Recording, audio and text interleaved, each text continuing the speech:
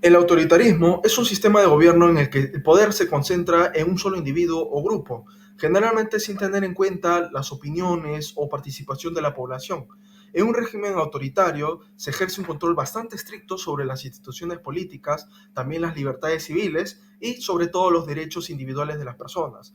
Estas decisiones se toman de manera unilateral sin tener en consideración la rendición de cuentas ni los mecanismos de control y equilibrios que serían propios de un régimen democrático.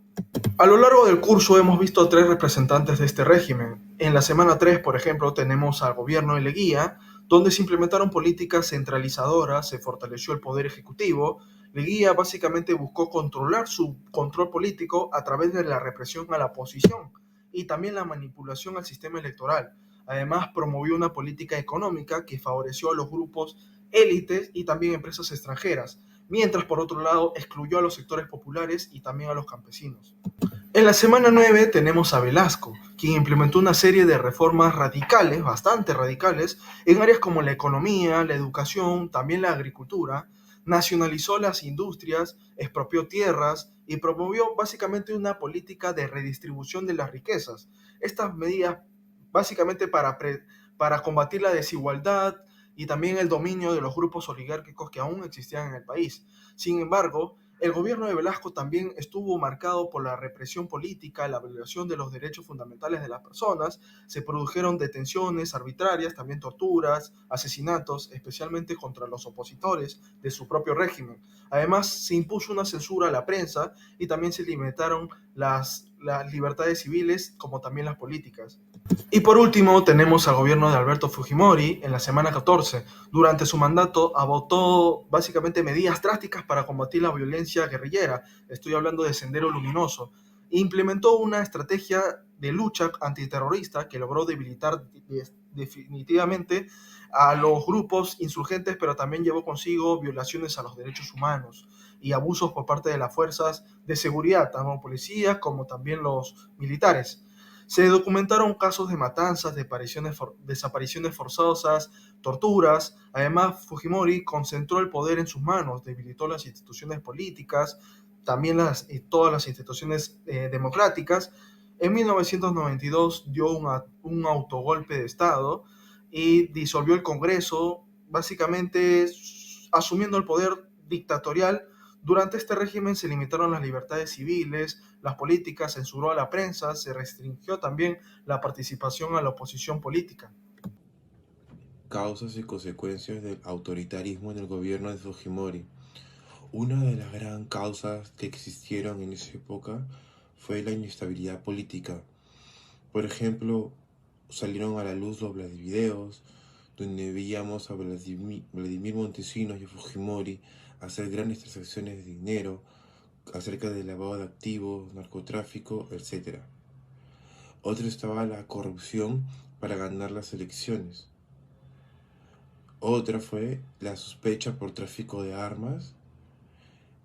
Y por último, el soborno a parlamentarios.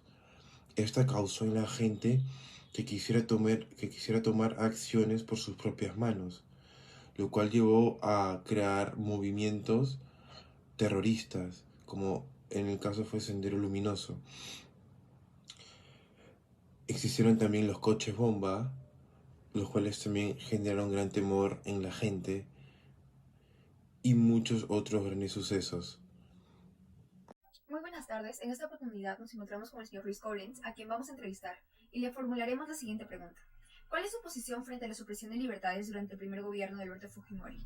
¿Usted lo vio como tal? ¿La gente sentía un mayor miedo o lo veía de manera distinta a como nos lo suelen contar actualmente? Buenos días, soy Luis Collins, técnico PNP, en retiro. Ya en la época de Fujimori, en su primer periodo, tuvimos el terror por parte del Sendero Luminoso y el MRTA. Y gracias a su golpe de Estado, que también está contra la Constitución, se pudo combatir el terrorismo. Ya, no se perdieron libertades de los ciudadanos, sino se combatió la delincuencia. Al contrario de lo que está pasando en la actualidad. En la actualidad se cambió al nuevo Código Procesal Penal, donde que le dan más beneficios a los delincuentes que a las autoridades. Motivo por el cual la delincuencia nos está absorbiendo totalmente. Y los jóvenes hacen lo que le da la gana.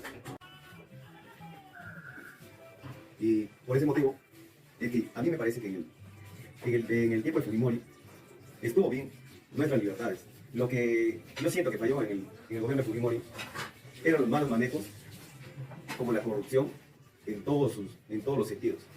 Pero en el aspecto de libertades de los ciudadanos, yo me sentía mejor que en la actualidad.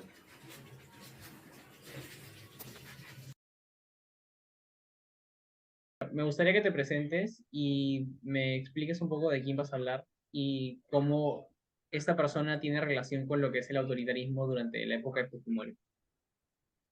Claro, mi nombre es Camila Peláez Silva, soy estudiante de la UPC y la historia que voy a contar es de mi abuelito, eh, ¿Cómo se llama? Luis, Disculpa.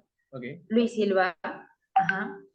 Bueno, él durante lo que fue el gobierno de Fujimori estaba en contra de los abusos que se cometían durante su gobierno y por ello era parte de lo que eran los grupos del sindicato y por su parte mi abuelita hacía ollas comunes, ¿no? Para la gente que estaba sufriendo durante esos tiempos, ¿no?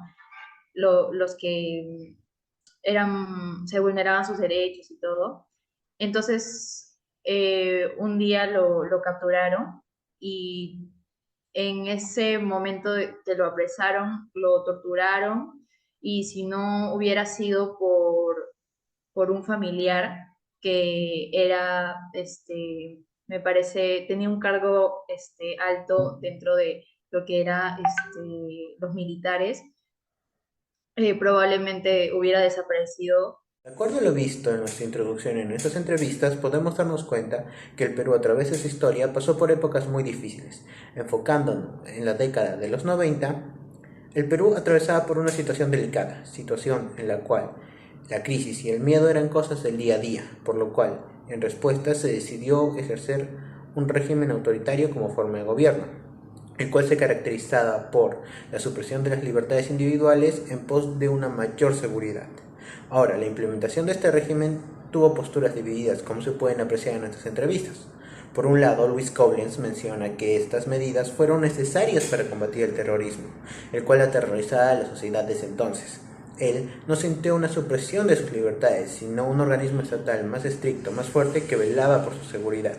Pero por otro lado tenemos el relato de Luis Silva, el cual resalta que incluso durante esta época de crisis, a los opositores se los perseguía para una represión fuerte, llegando a puntos de torturarlos e incluso de desaparecerlos, ignorando sus libertades individuales y sus derechos.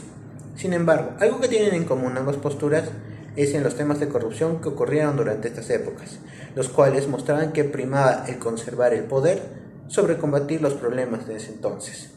Por lo cual, como grupo, creemos que una mejor alternativa hubiese sido un gobierno más honesto, que respetase las libertades, uno no menos estricto, pero sí más justo, uno que hubiese centrado sus esfuerzos en resolver los problemas de ese entonces, como lo hizo el GEIN en el terrorismo, con la misma dedicación, pero sin volverse el nuevo motor de miedo de la sociedad. Gracias.